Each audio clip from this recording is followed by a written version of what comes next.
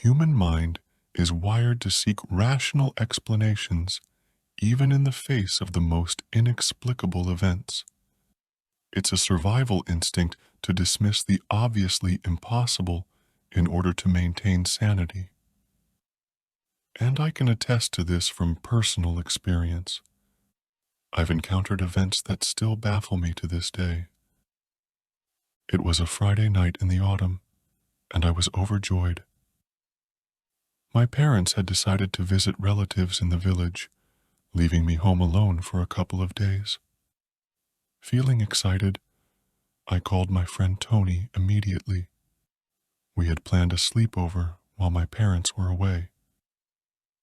After a few quick rings, he answered. Without delay, I urged him to come over. He enthusiastically agreed to hurry, and I hung up. While waiting for Tony, I busied myself preparing for his arrival. I turned on the computer and started boiling water for tea. As I returned to the computer to set up for our movie night, the doorbell rang unexpectedly. Surprised at Tony's quick arrival, I hurried to answer the door. Peering through the peephole, I saw nothing but darkness, the light bulb having been stolen once again. Upon asking who was there, I received a muffled response of "me" from Tony.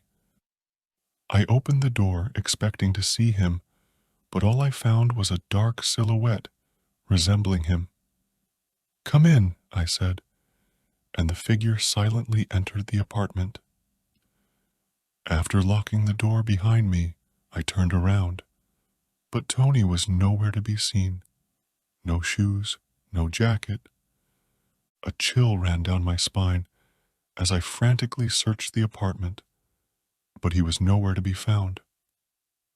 Fearful thoughts raced through my mind. Cold sweat dripped from my forehead as I heard the kettle whistle from the kitchen.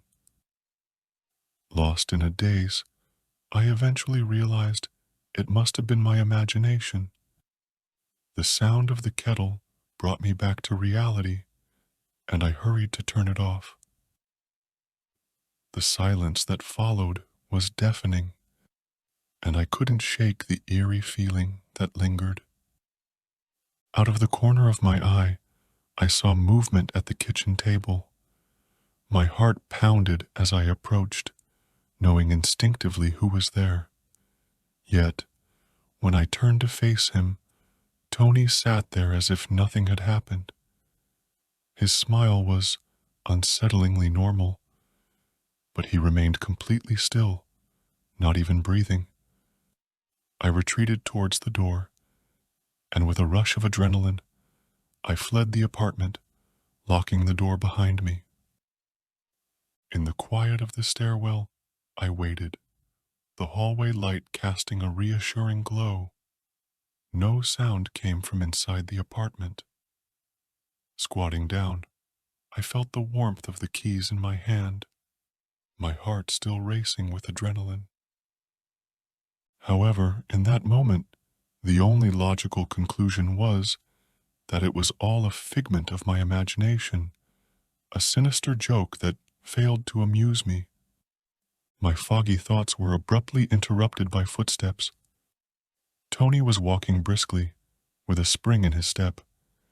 Instantly, I recognized that he was real. He stopped a few paces away from me. "Mike, why are you out here?" Tony's concerned gaze swept over me. "You look as pale as a ghost. What happened?" Leaping over the steps, he hurried towards me. His face bore a look of genuine fear. I recounted the bizarre encounter to him, and some of the anxiety melted from his expression. "You're kidding, right?" He attempted a smile. I shook my head. We stood in silence for several seconds. "Maybe it was all in your head? Let's go inside and check it out." Reluctantly, I turned the key and opened the door. Darkness enveloped the hallway. Not a single light source illuminated the apartment, shrouding it in impenetrable blackness. Tony retrieved a flashlight from his pocket and stepped inside, with me trailing behind. He found a light switch and illuminated the hallway. As we explored each room, there was no trace of anyone. My friend regarded me as though I were playing a foolish prank. I had no choice but to concede that it was a product of my imagination, and we proceeded with our sleepover plans. I powered up my computer again, which had gone into standby mode. Instead of a browser window, a text file opened that read, "You invited me here." Tony assumed it was my juvenile prank, yet he still joined me in a protection ritual against potential spirits, which we had found online. Nothing unusual occurred for the remainder of the night, nor in the subsequent days. It's been a while since that incident. Tony and I remain close friends and often chuckle about the episode. He continues to believe it was a prank. I don't attempt to persuade him otherwise, and I prefer not to persuade myself.